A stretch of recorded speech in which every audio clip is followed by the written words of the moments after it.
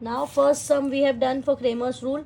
Now we'll do the third one and the fifth one. Okay, if you have any doubt in second, fourth and sixth, you can comment me, or if you want the solution of it. Okay, now third sum, 1.3, third part, third sum.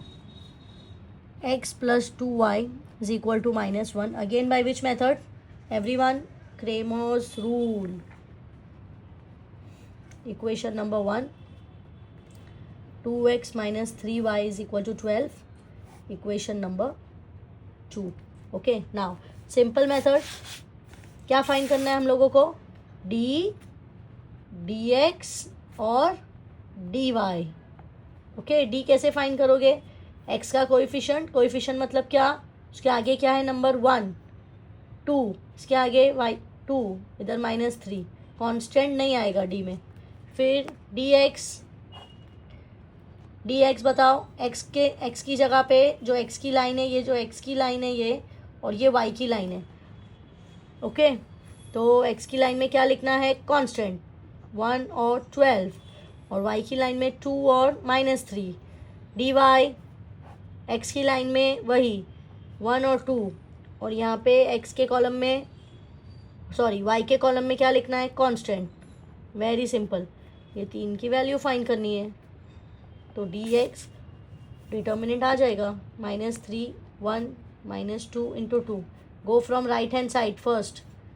-3, -4, -7. Go from this side. -3, -1, -12 into 2.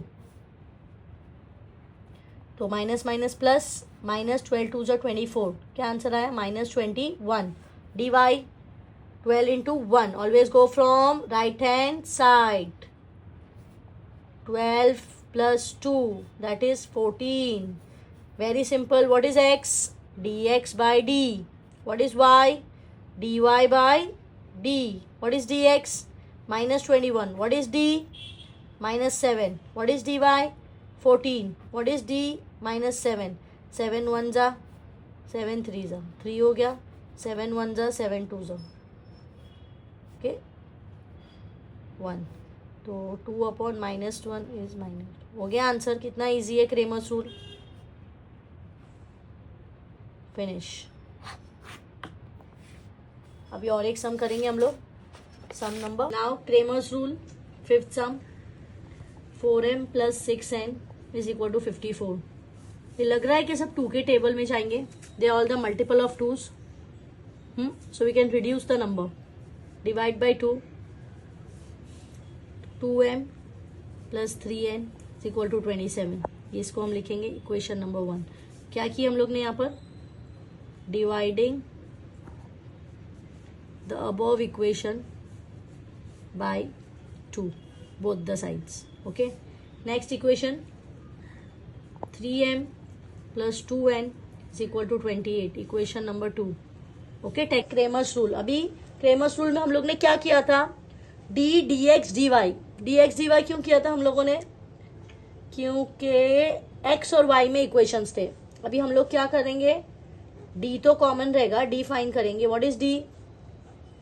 m के coefficients, then n के coefficients, and constant that side वहीं पर है. Right hand side, again I am repeating, you have to go from right hand side. 2 2s are 4, -9, 3 3s are 9, -5. This is the value of d. अभी हम लोग यहाँ पर बहुत सारे स्टूडेंट्स क्या करते हैं? dx लिख देते हैं, क्योंकि x और y याद है कि हाँ चलो लीनियर इक्वेशन में x और y रहता है, x और y. लेकिन ध्यान दो, dm है तो यहाँ पर dm आएगा. सिर्फ हमारा छोटा सा वेरिएबल चेंज होगा, बाकी मेथड वही है. m के कोएफिशिएंट की जगह हम लोग लिखेंगे कांस्टेंट 27 28, और यहाँ पे वैसे ही आएगा आंसर. सो 27 इंटू 2 कितना होता है हमारा? 27 इंटू 2 -28 इंटू 3. तो 27 इंटू 2 हो गया 54, सॉरी 54 -28 3. यहाँ पर करते हम लोग 3 2 6 7 8 84. सो 84 minus 54 is 4 minus 4 is 0, and 8 minus 5 is 3. Sign of the greater number -30. Okay, this is the rough column. Next, dn. D n, ये एम का कोएफिशिएंट, ये एन का कोएफिशिएंट, तो एन एम का कोएफिशिएंट हम वैसा ही लिखेंगे, सिर्फ एन के कोएफिशिएंट के यहाँ पे कांस्टेंट आ जाएगा. Okay, again we go from this side.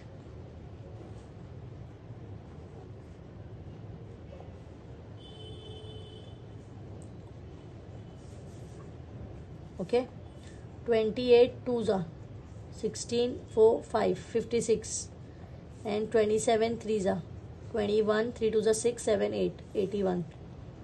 सो 81 में से हमको माइनस करना है 56. तो क्या आंसर आएगा हमारा? 11 में से 6 गया तो 5 और 7 में से तो 25.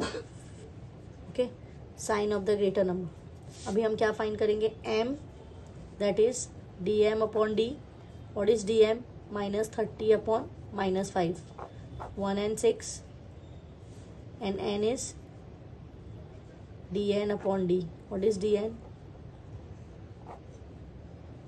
5 1s are 5 5. सो हमारा आंसर होगा m comma n 6,5. Okay, so we are completing with 1.3 Cramer's rule. Now next we'll start with 1.5 in the next video. Thank you so much everyone.